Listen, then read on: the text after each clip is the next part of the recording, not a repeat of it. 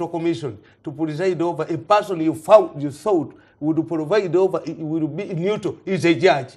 If Museven doesn't know who appoints these judges.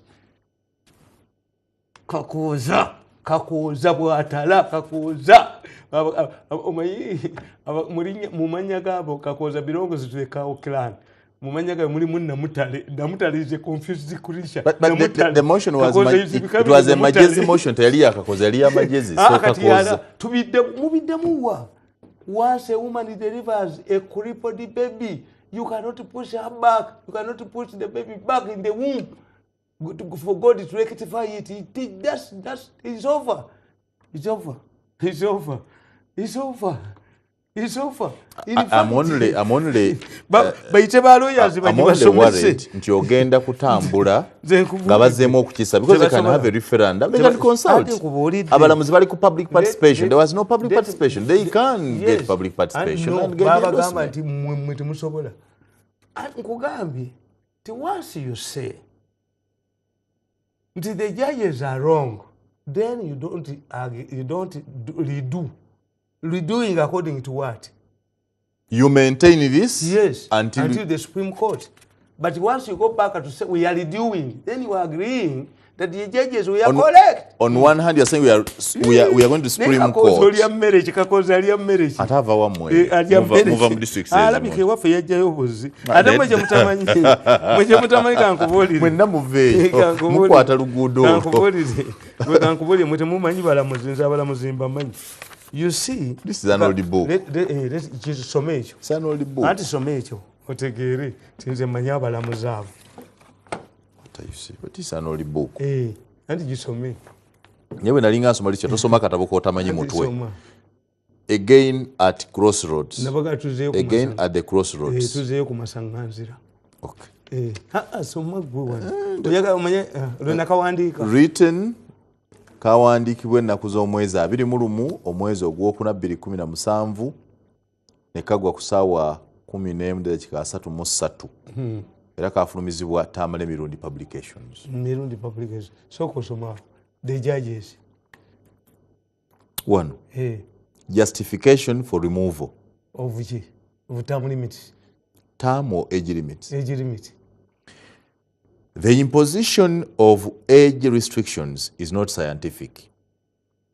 No evidence that a person beyond the restricted age cannot perform. Osomye wano nti eno research balamuzi be bagikola nga bagala bajewo age limit.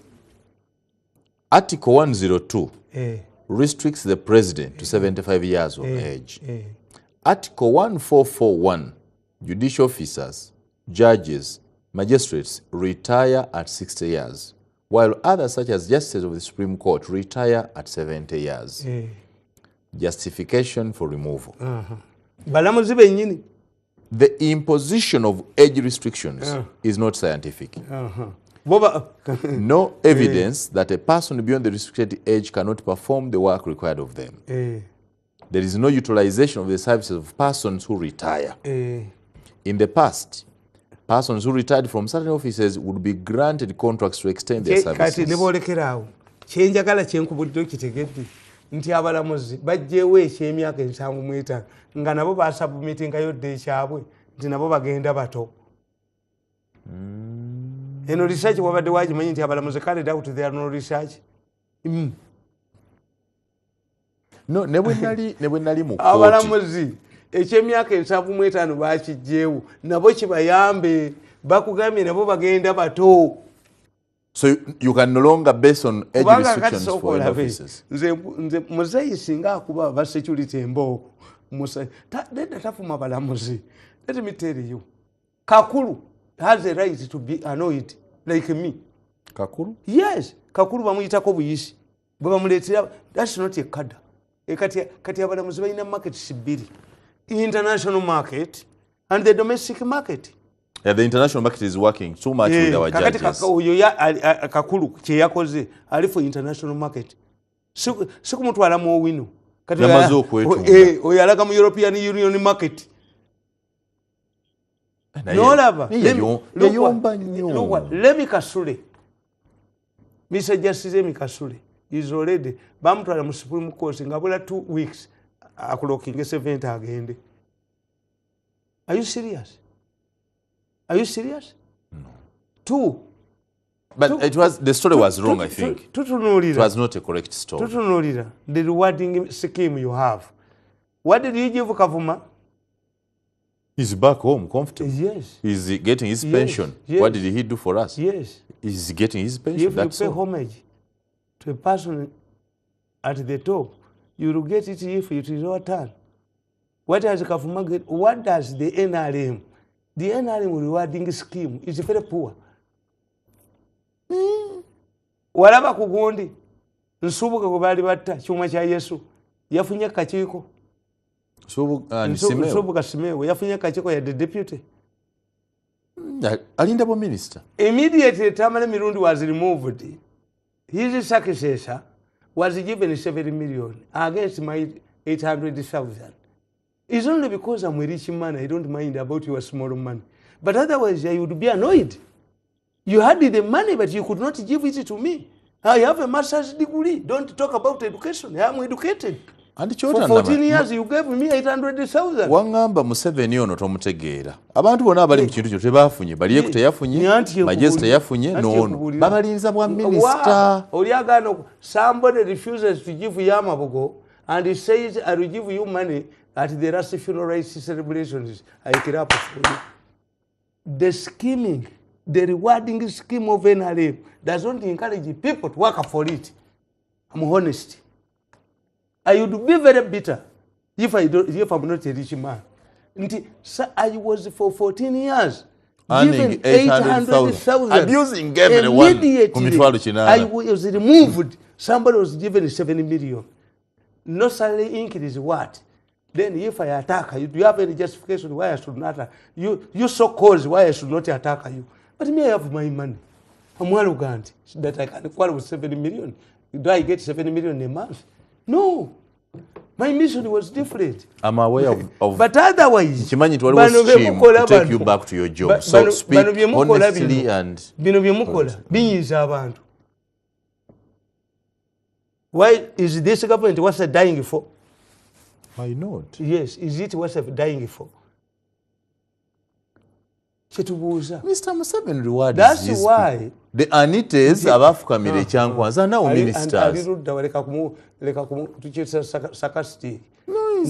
Do you know why? Achali minister ne kalidde ku keeko ne bwaba agenda alidde konze nalindidde ku minister. European countries are now soccer champions. Umusambi w'omupiira we Brazil tagenda kusamba amenyikire. Teni musambi w'omupiira amenyikira mu friendly. How much money will he get? Immediately after Brazil's defeat, Mugula sent. He prefers where he gets the money. Is he a parachute? Is he a mercenary? Is he a patriot? What do you get from patriotism? Will patriotism help you in the old age? Yes.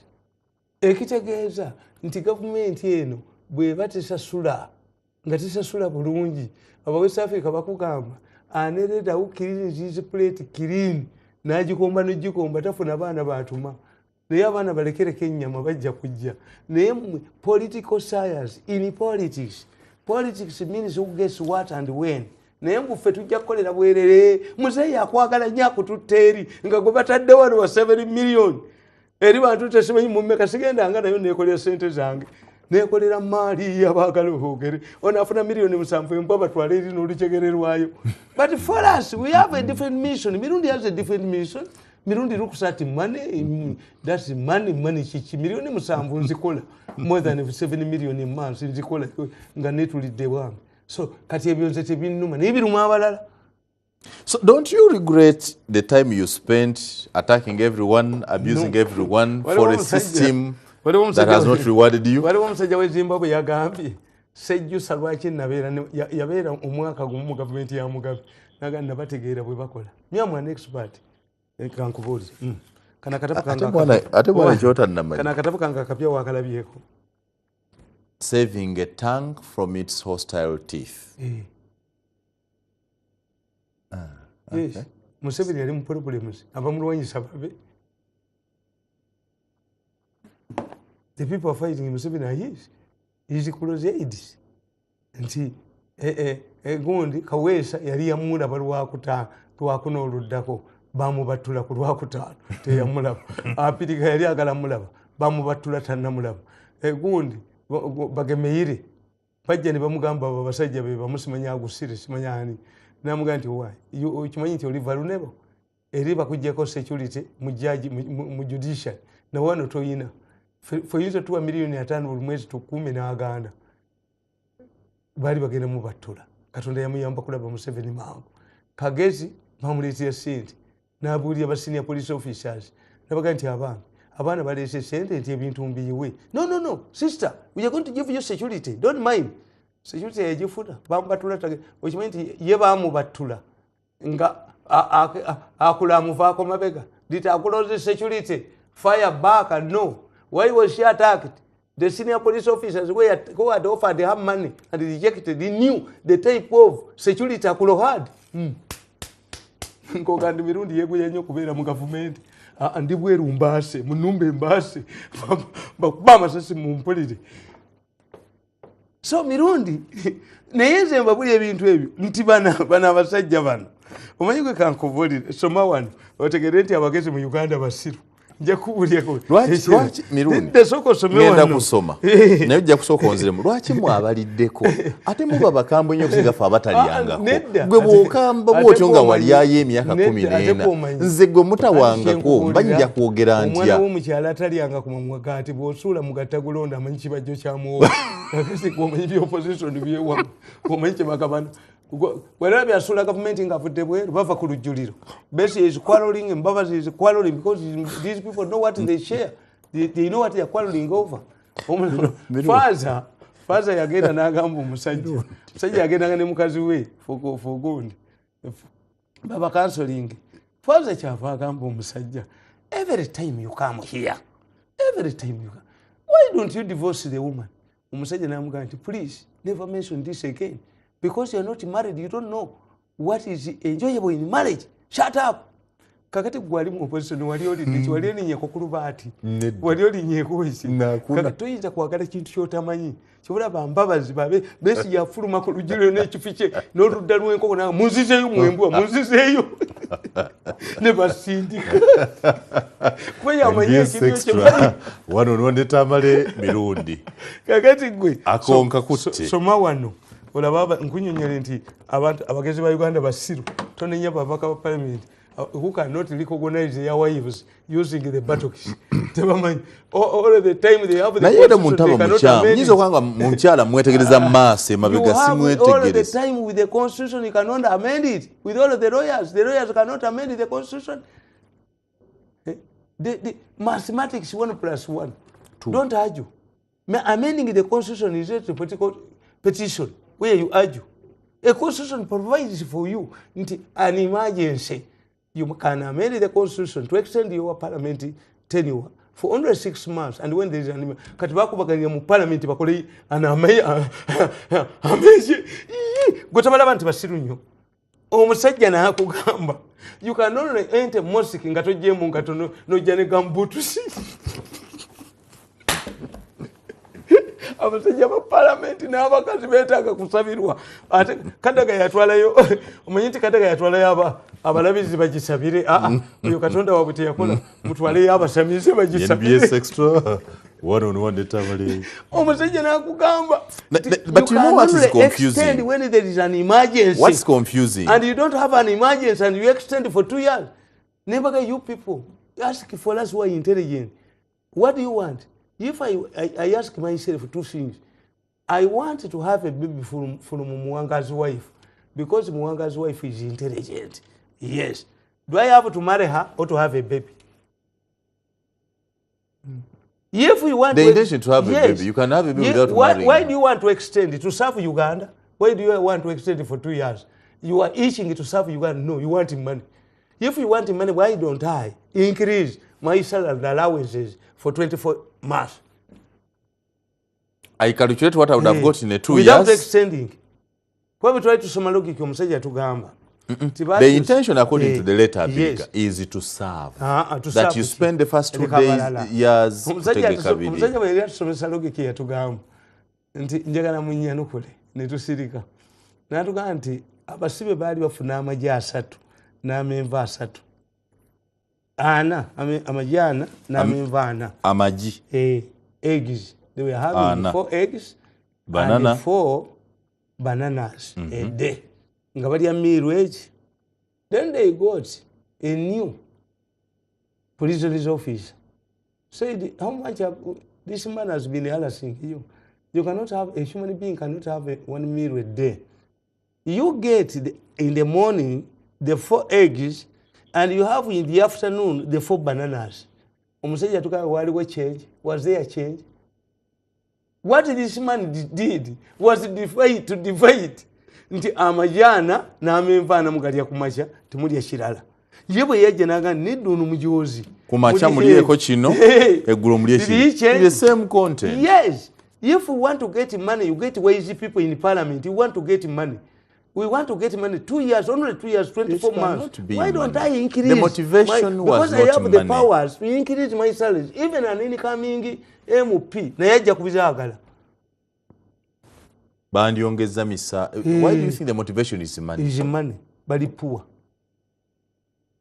Is money. Bayagala kola sente mu myaka ebiri. Si muntu kufuna budde mwaweerereza abantu kubaga nti emyaka ebiri owetereza emyaka ebiri. Fetwali chikoze. For abagezi singa batubuza, what do you want? To serve Uganda or to get money? Money. An additional 24 months. Increase your salaries and but there should be a public approval. Omulamuzi yali bavumye. Yali bagayi wa selfish ne power tujina. Naye mwene mwekuba mu parliament ne mugamba mbukakati eno insurgency tujikoze kakati katusabe katweyongeze emyaka ebiri kwa mugwanga tukulu ate mwali komye ku mukaga katwekube kakati tuliyo katukuriyeting we insurgency. A storm in etika. Anti chota namanya Tamale, what is confusing?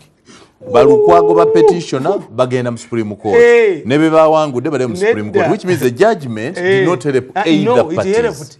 The moment you are neutral, it means if you don't satisfy anybody, then you are neutral. You are neutral because these are political activities. Because Mr. Museven is angry, but these are not lawyers. From political science, but what we are so mukulembeze, buli kyejjayo tumala kifulula. Ne Supreme Court kije tujifulule. This is the change. Mwafuludde Court of Appeal. Mwana Supreme Court na yeswalira. What if the Supreme Court reinstates everything? Ate bafayo gundi kujja wange biri mu maaso. Yagenda mu Supreme mugundi mu court ne bamusajja omusango. Bagenda mu Supreme Court ne bamugamba abalamuzi abo wansi bali lenient nnyo gwe tosana kudda mu byabufuzi. This is why gundi biri mu maaso teyabba sente. Bili maso yagwa mu bawa kapabulu nga bagala okukola political party nanoonya Museven n'amubula nemuga yabbye sente. Why wasn't he subjected to the disciplinary committee of the party? Had he stolen government money or party money? NBS Extra. So, one Tamale Mirundi jaso katumulemu katono edashika ntono nyowe tumakomao. Let's have a short break. We'll be right back. Mutubuzeko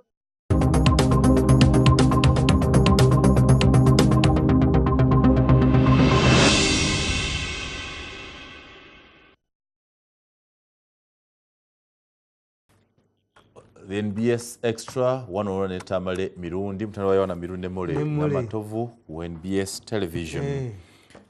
Waliwo ekigambo kyenzijukira nga sinnasoma bya Mirundi. Asajja baba n'amagezi. Ndowooza tujja kusembyayo mutabani we kubanga ndaba ekintu kyeyise reason and reality. Bintu bibiri. Akatabo ka Hamu Kigundu. Kaliko nti based on mana inadde sisubira mugagga muto wa myaka gya Hamu funa budde buwandiika kati yandisa akatabo kalungi nnyo is intelligent. In fact his book kalinga ka handbook buli ayagala okukola business mu Uganda n'ekisinga okunsanyusa kikino ganti erinnya lye yawa akatabo Success and Failure era abannyonnyola the poor and based on reason and reality. So, Parliament could have succeeded or failed based on how they reasoned and how realistic. Tumpita takataka. Soko sobewa na kuvolira. Ti mwana wange tumpita takataka obombadde ogantwenkana. Olaba we yawandika. ate bwe yawandika challenge naye nga mwana muto nnyo. Yes, naye yakugamba mu katabo omwo nti I started the business when I was 19 nga nva ku taata wange. Mwe kye muva mugamba Hambo temumumanyi. Oyo brother wange oyo mukulu wange Segawa temumumanyi. Hajat temumumanyi. Very rich fellows but very humble. Very rich but very humble. Mirundi is very rich but arrogant. What do you pick a leaf? Waffe nze mulalu gwe bayita omulalu waki. Politics needs madness. Yes. Banti nyizo kuwatita inakwata mwenda mukube ku kisenge nga president wali nasuka n'okusituka. Politics needs madness. Bana abajozi bano nga tolina nakasanga joka wali tuwetu ne kayingira Kampala State Council kali kama nyingi ina wano kabatule. Buno obujozi bw'abano bwetaaga madness. You must have a degree of madness. Okukwata n'okumukwata n'omunyweza nga bwe nali ba gundi wano tumwebaze wano. Obujozi bwo bukibusaana. You need some level of madness. For our politics. Sijja gendayo. Tonjoga sijja gendayo. I'm not a tourist in the government. So ewaffe nze mukambwe aliyo. Waliwo sali omumanyi? Sali bangi. Brother go walaba. Namula ku graduation. Yes. Yannyonnyolera naga nti ono. Kwa yale nnyonnyolera gye wali gamwana tokola bwa doctor tokola bwe naga nti ono ye. Mu family twamusonyiwa yaga twamwesonyiwa ya waba. So kyenjagadde katabo kahamu nga sinasoma content gwe mutwe nti osobola okuyitamu oba okulemererwa ng'osinziira ku reason and reality. I think netaaga omusaba contract eyokola Luganda translation of the book. Nze ate ekinnumamu nze kyenjagalamu wano bwe yabakubidde ku mbooko wano n'abalaga kikyayinawo wano ebirala ne bw'otabisomasoma wano akulaga kyayinawo kubanga mubadde mu mujerega yaani yakulaze kyayinawo. I was born on 10 February 1984. Can you imagine? I am a Ugandan by birth, born and raised in Uganda, a son of Mr. and Mrs. Haruna Segawa. I had my primary, secondary and university education in Uganda. You understand? So Munna Uganda, so Chayogerako is from his experience. I hold a bachelor's degree in law from the School of Law at Makerere University, Kampala, Uganda. Era kali akamwe tekabula akobwaroganti. Uli abwagamba paragraph 2. I can proudly say I am a successful, prominent businessman, mainly trading in real estate. I can proudly say that's arrogance. Some level of arrogance. But reality.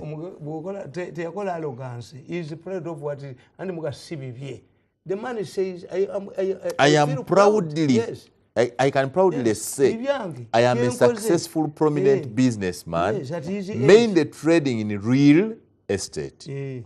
I own a chain of commercial properties in my country and in other parts of the world. I mainly trade as Ham Enterprises Uganda Limited in Uganda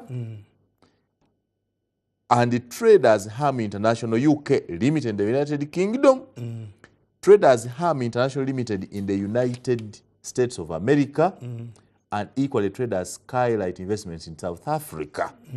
I am currently employing more than 1,200 people. Is he safe? Kubantu betula bana bakola business aba mafia. Lwachi ayogera buli awali business ze. Is he safe? Nze Hamu nakola naye ndaga ne mugamba. Hamu family ojitadde ku minzani ekisabu bwe kyokulima nga tata tikisoboka. Kisabu tikisobola mulima. Taina sente, taina sente omwana taina sente. Kati no. Omwana ina sente. Is it just the government said the child me to rectify to lwachi andibulidde gwanga byakola nti trading mu UK mu US lwachi so he had to come out to explain to defend himself. Esente za muhozi esente za kati mugende ku stock exchange ya South Africa yo mu America ne ye UK mulabe company ogizisinga ne ba shareholders sente sizize era kyogera nti abantu abaavu babala motoka z'abannabwe ne boogera ne gye bajja sente. Akatabo, the book, I have read the book, kalungi nnyo okusoma. Because kali realistic byembeereza. Naye kisinga okunsanyusa erinnya lye yakawa. Success and failure based on reason and reality. Reason and reality. Ekyo balamuzi babadde basala omusango banoonyezanga reason kino bwe mwali mukikola was it reasonably right, were you realistic? Museveni ajja kibeetikkira. Museveni yalina passport ne visa mugenda Makka. Mufuti yalina passport bakakoza bakajimbiddeyo bakakoza ne bannabwe abataasoma mateeka. Olwaleero at least get a woman who knows law, get a consultant who knows law, or be like us who have more than one or two sons and daughters who are lawyers. Hey. That's the arrogance I'm talking about. You know. Kati babo. Abana. Kati abana bange babo. Ababo. Kati oyombera ki.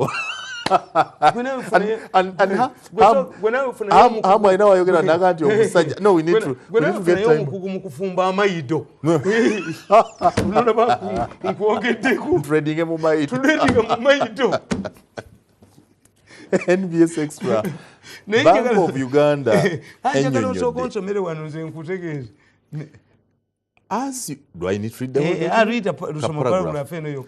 As you may recall, this vessel stroke ferry was coming from Mwanza and therefore had a lot of fuel filled in its tank to cover the journey, but unfortunately, it did not make it to its destination. The vessel sank to the bottom of the lake with lots of fuel in its tank, estimated to be 11,000 liters. What is this? If it had the fuel. Mbagamba, tiokusoma kwa mwe kwa abafira bwerere. Omuntu yenna ataasoma logika alina ekizibu. Kaakati nabagamba nti emmeri ttaano zaagwa mu Lake Victoria. Deliberately bazisuulamu. Nga ne bateeka gavumenti ku $5 million bagule emmeri empya. Oba 20 oba ki. Omusajja businessman najja agamba president, these are hazards. Zimpe nziggyeyo. Abamu a full in the Ministry of Works naga, no, we have received this exercise later. Naye gwe bw'ozijjayo bezononeka mu process osasula sikwagenda ozibidinga ne baziddusa ne basula ne privatization. This man is right. A fool sigini wali gisomyeko. A fool in the works is saying baagala millions of dollars nya okujjayo emmeri zino ezimazeyo gundi zaagwayo ddi zimazeyo emyaka 10. Naye omusiru akugamba naye sajja goli musiru yawandiisa ebbaluwa sijja kwogera naye wa idiot. Omanyi kyakugamba owa emmotoka bw'eva e Kampala ng'egenda e Jinja ku ddaamu n'egwa oyinza ogaa nti ebadde ejjudde amafuta when it is about to reach its destination. Kakati emmeri yali eva Mwanza, a fool is telling you nti as it approached its Port Belo, tanks zayo zaali zijjudde amafuta. Remember it was coming from Mwanza. Yajjira ku mpewo n'esajja goli siru. You are an idiot. There is a fool in the Ministry of Works. If the vessel was coming from Mwanza and it was about to reach its destination, can you put it in writing that its tanks were full of fuel? Nalyo liri emmere abaana balyo ne baliwerekera dadi kulikayo nagasajja kali wati kikitadde mu bbaluwa kyagala $5 million. The statement is disheartening. As you may recall, nga bw'ojjukira ekidyeri kino kyali kiva Mwanza. Emmeeri eno yali eva Mwanza. N'olw'ensonga eyo yali erina amafuta nga gajjudde mu tanka zaayo nga gagimala bulungi okutuuka gy'eraga. Wabula teyasobola kutuuka gye yali eraga. Mmeeri eno yabbira n'etuukira ddala wansi munda mu nnyanja ng'erina amafuta mangi nnyo nga tanka transporting vessel. Oh, are you talking about tanks? Tanks that it was enabling it to Mwanza evaayo amafuta musajja mu tanka yayo. Wulira aganti mu tanka yayo mwalimu amafuta lita 1,100. Ngezaawa kati kyagamba nti bw'ogaleka n'egayika mu nnyanja leke Victoria enywameka esigaze liters ezo ng'egenda kutuuka ku destination report ng'evudde Mwanza nabaga nti mwe mukola bwannemba sekerera Portbello ono omukazi oyo omusogo yali mu transport Rudai ni jail si musoga I'm telling you bamuzanye ekiyitiridde because look if you are arrested 5 years from now when you have a credible government ngeze kubasiba gwe bino byogera how long from Mwanza ng'ekyayina muri tamunda he is talking as if it is new 10 years ago enywedde lita omutwalo gumu mu 10 kuva Mwanza etuuse mu Uganda gakendeddemu you are watching me one idiot yinza okusoma this man is an idiot nerinnya tetujja kulisoma a man wanted to retrieve these vessels 10 years ago but because you wanted $5 million the president directed you refused now you are coming up with a new idea nti mulimu amafuta agagenda kuwabika sajja gwe kuva Mwanza amafuta gatwala sente meka bali yuli bali kuba amasasi bajja gattira wano what these are fools nga bweyogera ku Bank of Uganda etegeeza Parliament nti bwe mwassa omusolo ku mobile money mu weeks 2 twakafiira obuwumbi 672 672 billion shillings tumukubirako mu ngalo ani yaleeta omusolo gwa mobile money let me tell you ani yawa gavumenti amagezi nakugamba nti mu Bank of Uganda yali luddawo okwogera nga kino tekinnabaawo mu misallocated you lack a research desk. You need a research desk, a real research desk. People are paid to think. Before do this, what happens? Temubalina. Even in the simplistic gund. Nteriyo di bwavenu na deno political masturbation tukwase sente tekeri. Nti omusajja omukyapa dola aze gye bazaala gundi Lumumba. Si musiraamu anawangula ebugiri. You need a professor to tell you this. Nga mwe recently mwagobya omusoga embalala ng'avuganya wini byanyima ne gundi muzikwatamu nga recently Kabale erikungiri mwagani bano sibakigaba hololo and you expect the basoga to change. Are they more educated than you? What? But because you don't have researchers we babakubira. By the way, there are areas in this country where a indigenous person that cannot even temper with the electoral process. Kakati economics, simple economics. Tuzita tujja. Give any goods. Naye mwasindiseyo machinery wate mukwano gonna muganza agenda akyusa akalulu. Agamba abasoga nti ono okekyo. Anti kankubuuza. Aye tuli kwenda. Nze kasolimba nseka busezi. Abaganda ekyabali myenywezi ku. Bwe bagenda nga mu ddwaliro nga babagamba omutwe gunnuma nga bo balowooza nti eddagala ly'omuzungu bwe lituuka mu ddala erijjanjaba obulwadde. No. Kiriza, you want somebody to vomit so that I know what he has eaten. Nti everybody knows nti Mirundi yanyiga. Yes, nanyiga. Nti nze mwampanga emitwalo 8 eyajja mwamu obukadde 7 immediately without selling it. But I look at you. Nimbategeera obujozi bwammwe and I have the money. Zisira kwetolera bwa muntu nimala okukonkona mu office nensoka sike empale nga gubatungako empale ku kyalaani kubanga ngenda okusaba miliyoni njina ejesiru kwati nentuli ate good side ye muyina ninga obujozi bwabwe mbumanyi. That's how they behave. Oyo lwemba oyo lyampita wakuzanya mu kubye nane mu malawo. So for me, I have always told you as a friend. Yes, so bijokola. Nje njagala nyomba lage. Tomanyi yakugoba. Eyakugoba omwagala. Ate buno obwana obukaba wansi bwoliko. Eyakuwa omulimu ye yakugoba. Museven yakugoba. I'm the most recent 2 person in Uganda. What did I lose? Tell me. Salary of 800,000. What did I lose? Nabagamba nti bobo ina kilo z'ennyama. Oguze kilo z'ennyama 2. Omuntu nakugamba mbu mukazi wo afumbye kilo z'ennyama 4 zitwalidde omusiguzi. Kitegeeze ebirisizo ng'ateeka osanzeeyo. Eri abadde endala. Am I not werese? When you account for my money and my property, does it reflect the 800,000 I used to get? Which means that's why we need to investigate. Wako mitwale 8 no gaggawala otya. Ndi mwoyo gwanga nali nkolera bwerere. He rendered the service to State House. 800,000, and you compare the wealth I have. Where did you steal the wealth? I found the man on the way, Nazironda. So, kakati mwe mbagamba, omwetu saga mbagamba, nti abantu bali tudde babala. A research desk. Nti bwoyogeza kubanga bano kibatamanyi, abantu bano kibatamanyi, nti bannayuganda bo bakulira mu buzibu. Bannayuganda bakulira mu buzibu nga bwe nkugambye, Idi Amin eno society tugipangira. Babanyigiriza dda. Bw'obagamba nti ssente olisazeeko musolo, nabagamba mu kitunuulire. Taxation tugisoma. Odi taxation nti mu Europe abantu bakweka amadirisa kubanga they were taxed according to windows.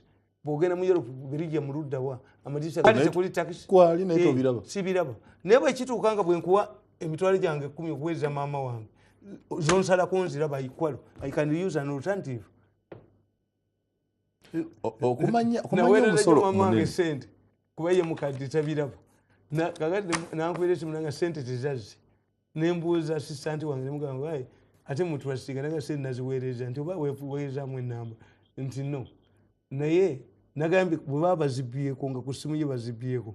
I will direct one of my sons who is in Masaka nze nzimuweereze ng'alijja taxi agenda azimutuuseeko. I have an alternative. You don't have a monopoly. The alternatives. Alternatives.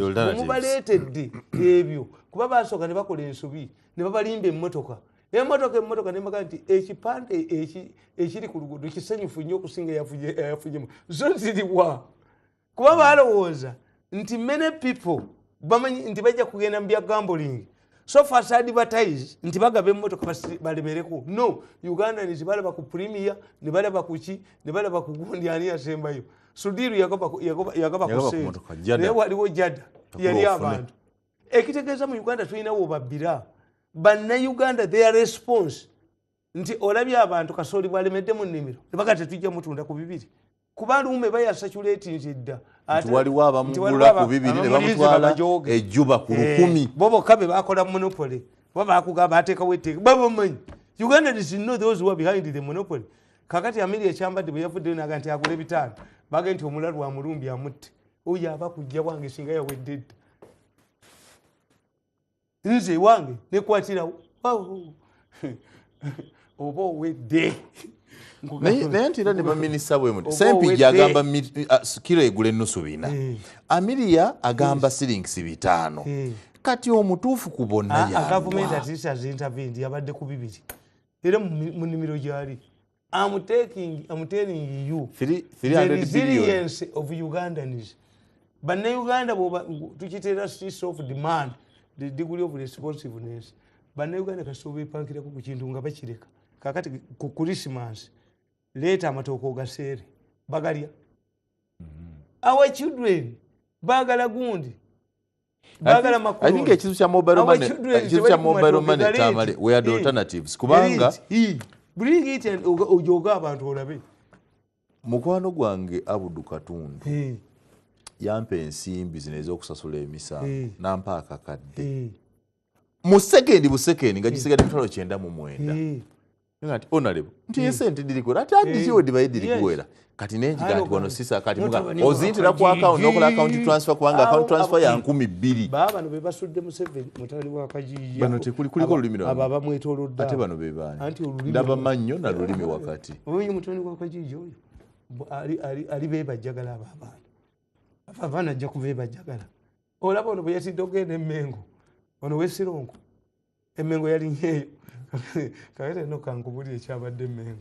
Ngambe ki eby'Emmengo lwaki tobiresse? Beewoze ssente mu bbanka. Lwaki tobiresse? Ne bakola omukolo nga bamulinda bazimugambe. Naye teyalabiseeyo. Andiresse eby'Emmengo. Wa beewoze ssente mu bbanka. Tekisoboka. Gisoboka. Naye n'abaweta y'anaazijjawa. Buli wagenda wonna mumusaba busabe. Buli wagenda musaba. Paalamenti emutabudde.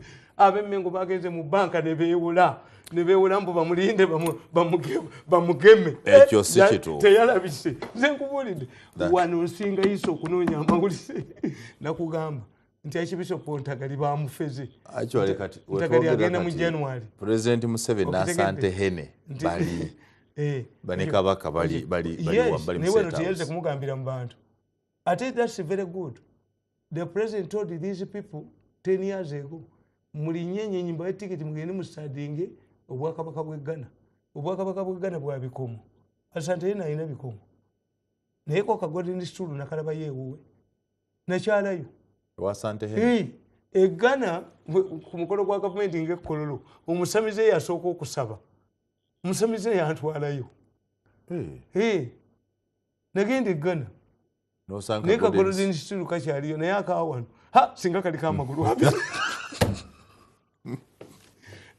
Ate Ghana 95% of the Ghanaians belong to one tribe. That's why gundi oyo gundi Loring is yali wamanyi why is married to a princess from Gundi. Nobody bamugoba mu Kampala n'enguluma naye bamugobe Kumasi. Kabaka ikibira bakiti kabaka ikeri yali Ghana na wana. Asante man musajja wa kabaka. Asante man jibachijja. God bless the queen. Sabasajja kabaka wangale. Nakano kola baka nakava mu lubiri kagende mu bulange bakajja bamingi hamu. Yes. You're proud of Uganda because you know your history, which is very good. So, how can government handle this mobile money tax? But now Uganda bagizize tebatadde yo sente baganya kola tukolerwa. Atabayinza obutadde. That's big. Ne badya alternatives because banna Uganda bategedde nti buli wamu mu bawo tebakyabayina mu trust. Lwaki mu abasomyeko amanyi taxation is good for our country temuyamba kunnyonnyola banna Uganda bala nti nedda omusolo tugusasule gwe sente ozira nze bwe sitoola ndi wanjawulo. Abalamuzi ekimu ku bikyayisiza parliament eno kufuuka ya kitalo. Twagala emmotoka, twagala ennyonyi, twagala ki? Nababuuza ne mbuga nti basajja mmwe mugambye mbu ogikwatako babanoonya babawe amadi vehicles kati babalamuzi basale nabo nga mmwe bo babawe helicopters ne mbuga mugusaze. Did you understand my logic? Mugusaze. I told these people. Musaze omusango. Mwabaji kutteko obukwasi mwetaaga mma. Muruga tuli mu bulabe batuweeyo sharp shooters. Abalamuzi nabo bawagire. Bo banaddukira mu mamba. There was no any threat about gikwateko. Ugandans don't mind about how long Museven retains the presidency. Even if you allow the people to contest with Museven, how many will come? Naye obubaka bwa parliament bayinza kukkiriza tebasobola bubulinga bweru si buli omu abusobola. Bwekera ku makya okwata abavuzi ba tuleera mu Kampala takisi zigaana okukola naye kabuuza abatakisi ebibaluwa tezikola. Ugandans don't mind about how long Museven stays in power. Why? Even if he allows you to compete with him as he does, are you going to defeat him? Bameka abayimiriddeko nabo. But parliament buli omu amanyi agisobola. And you say ababaka ba parliament omwaka ogusooka ogwokubiri ogwokusatu. What about those who have been in parliament for 10 years? Motion is important. If the question is experience, tell us they are there. That if you stay longer, you do. The others who have stayed for more than 20 years. Is because your catchment area is wrong and you have not explained to the people. Nti, who is required in parliament? Ani ajja mu parliament. Nti aneeba kanalambala because in Nangazi. In all of Kambubuzi, where you find an MP nga tayogera, at least ayogera ku budget. Nti ewange tewali luguudo. 3. Why is parliament performing poorly in eloquence and contribution? Kokasing. Jacob Olanya said the eloquence, the level of debate. Olanya definitely said the level of debate of this parliament, the level of research of this parliament at least is wanting. Cabinet, I can understand. Cabinet members of cabinet, the front benchers cannot contribute in the parliament. But if we even include the backup benchers, where will you get your points? Move them caucus, do you pilot like a pilot? What do you do? Obuna forwarding babaka parliament, move them caucusing. You cannot caucus everything. At least allow the such kubos, the backup benchers to express what they want. But if cabinet does not allow you, you don't attend the cabinet, but then the cabinetism is brought in the caucusing. So how are you going to express yourself? Because you can only express yourself in a caucus. Who tells you anyone is interested in their expressions? Who wants them to express themselves? Kasitala mbala nastuka ogolola omukono ekyo kimala. And I think the president was misunderstood. The president was talking about loyalty to the party. Couldn't he say so? Loyalty to the party. Does he want? Waliwo omujaasi alambala gwatutte. Waliwo Dr. Balambala batutte. Why should we? What he says is a commitment to the party. Commitment to the party. Sikulambala. Not literally. Don't take what he says literally. Okulambala. No. What he says is commitment. However much I've been humiliated, I've not crossed anywhere. So what have you harvested from your loyalty to him? What have you harvested? Being loyal. Not everything is calculated in monetary terms. So I went there as a businessman. What did I say to him to demand money? Nothing. NBS Extra. One Tamale Mirundi. So, vile bintu byamwe byonna. So mbadde njala tumalirize mu dakiika 2 zokka. Bugiri, Besigye, Bobi Wine, Museven. First of all, do you accept that Museven and NRM lost Bugiri? They lost. Tuyina ebintu biri mu political science. Tuyina kye tuyita losing an election and being defeated. Losing an election means you embarked on things that you could rectify. Like Museven was not defeated in Kampala. Museven lost Kampala because of Musisi anti-people policies. Era yagamba mukatabo kange kano nkugamba nti president yagamba singamu nyabamu 12 ngamba nti bali abaana bali bamukanta Musisi akola nnyo ze nalemerawo singa ina 12 nga musomu mu Kampala yamukubya n'emitwalo 17 imagine bali mukube teyali wangudde kalulu. So in Bugiri, Museven, they lost. NRM was not defeated. You cannot get a Chapadola. What are you saying? You cannot get a Christian against a Muslim. Losing an election means you committed avoidable mistakes. Yes, you did avoidable mistakes. Yet you are losing an election. And then being defeated? Being defeated means even if you did this and this and this, you were the population was tired of you. Political science, being defeated and losing an election. They are two different So issues. was NRM defeated? NRM lost Bugiri. It was not defeated in Bugiri. You cannot provoke the people. Okay.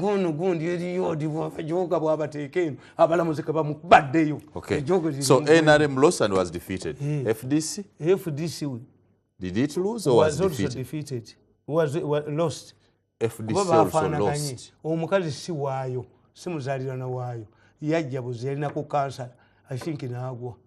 Why don't you make a research? To the element of Bobi Wine, mwana muto. Nababu ya nembagamba. You wrote a book, wakasoma kwa wani? Ti Bobi Wine, ateka tinkapu dating. Nkatadeko Bobi Wine, nkawanisemu. Mwenyeze nkola, nekolera sente ya bogere. Kati atenka chusi, ja. Waka kati have been exonerated. Nabaga nti Bobi Wine, yajabali itirishizifu. The international trend favors Bobi Wine. 2, abavuka tamina chabakolera. As Bigirimana tries to create programs to benefit the youth, nachiwala azina kubanga alina bana bavuka babbe, Bigirimana babbe. They are not solving the problem. On brain white was say, mumukubiye. Because you don't know the problem. Ndaba ataddem kubanga techenjalo ku Brian White ayagala kwe kotandikirako.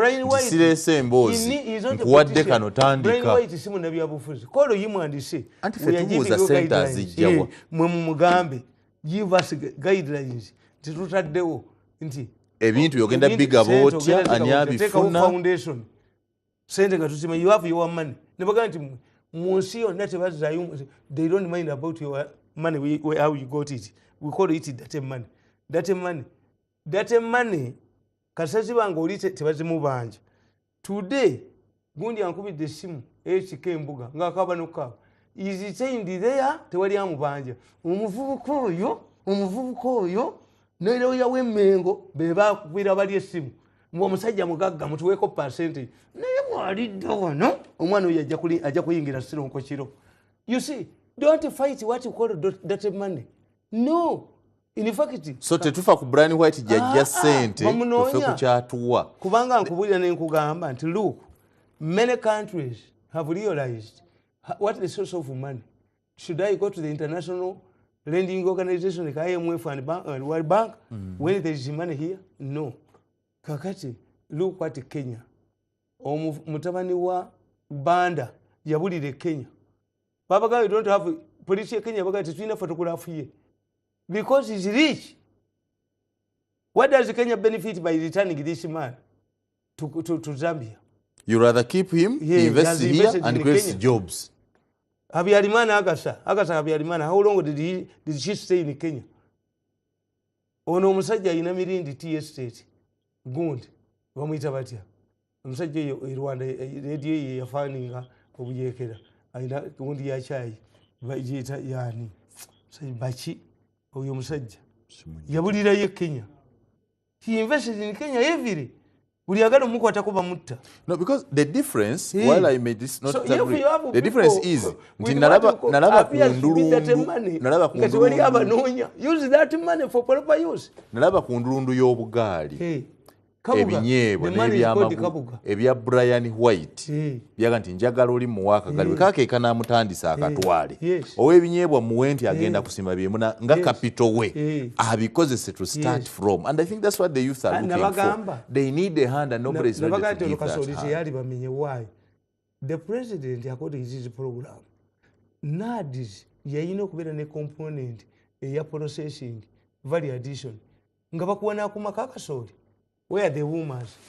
Obuma buliwo. Value addition yalagawa. How much do you need? Kubanga bana abanene bano bafika miru singa bali balungi bali badde bulungi nti for you pack grade tutegere nti banna kasolinga alinye bei nti abanene bali be mutegedde ne nabo bali primitive nga bano nabo balwana ne bano bwe bamugula bwe bagala bamutunde nabo batwala balwala obulwadde bwa pusi tebamanyi. No. Uhuru Kenyatta faamu ye eyamata yebadde labirira timu y'abajaluwo.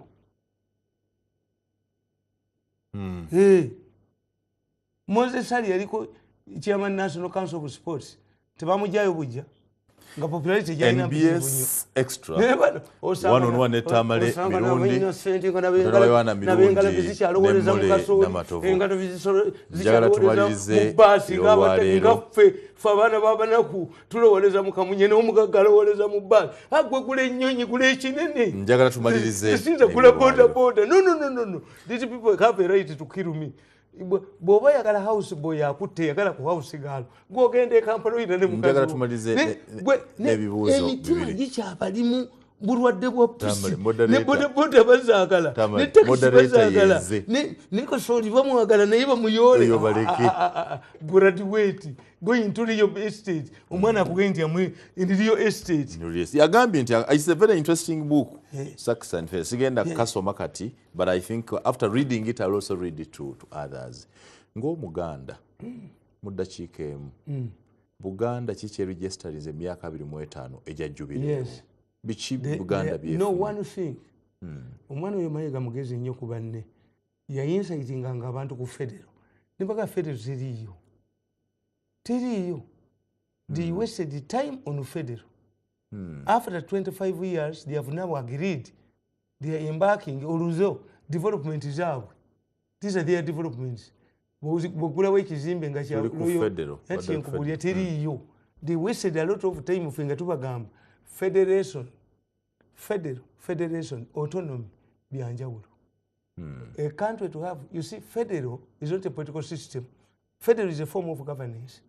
And it must be applied where it is necessary. We'll discuss federalism. Yes. So, we'll discuss that later.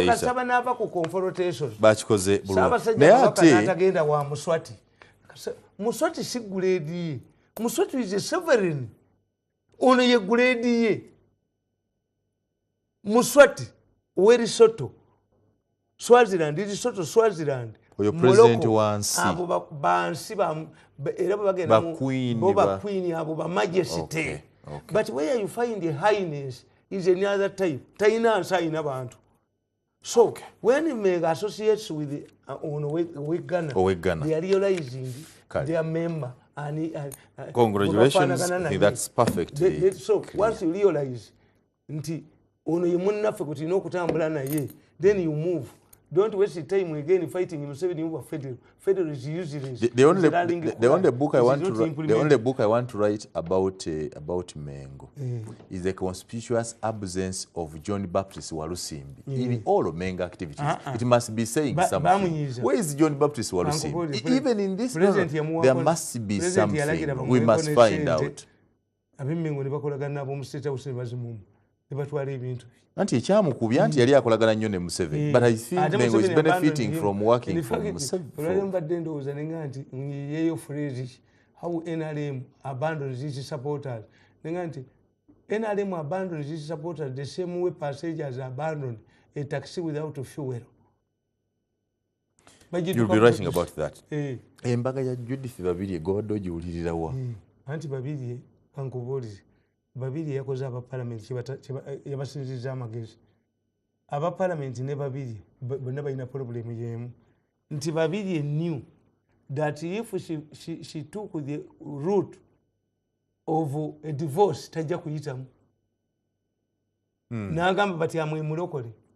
Balokole baagala mbere n'omusajja ogwo kamubalage. N'agenda akola embaga nga waliyo abakubi ba kiboko. Yanoonya musajja kulaga nti alina omusajja ki omu aleme kubeera mwenzi. 2 olwokuba Babirye mugezi teyakola kanisa. Yali kuze kanisa olw'okuyimba kwe. Ayimba nnyimba ze. Kakati olaba yakugamba mbu Buganda ekola amazzi. Tebakukuba ne bakumalawo. Ffe mu Butanda twalina spare twalina ki ne bagamba mubikole mulabe. It will be a battlefield nga buli ayagala okuleeta spare okukola petrol station atukuba bukubi. Mbaga Butanda tesubula kinna kino. So yabadde mugezi ogenda ne Saalongo we. Nti mama wange specials awandira kazibu. Who took the other route of divorce yalemerayo? Yete yafuna divorce. Nebigana. Kainali wamala yaga nti although the Catholic Church abbas battering of women, tell us why your husband batters you. Na wagamira. Ono yete yakitegedde. Nabikola ne biri sorted. Telinga bana abanga. Omusango gulijja luvanyuma. Tusomyewa. Tusome mu constitution y'Agamba ti okujjako ng'aliyo yinsajje katuwekube mu parliament abalamuzi bagambe nti waliyo yinsajje extra wano olwo ne Tamale Mirundi olwali bwetyo bwegenze jalukabazo kwa kutimbira kugagadde NBS television abaka parliament abasajja bakazi baabwe babamma akabozi abasajja batuswaziza nnyo NBS extra wano olwo ne Tamale Mirundi olwali bwetyo bwegenze jatujimalize bwetyo katuwekube mu yinsajje Muyanga Lutaya.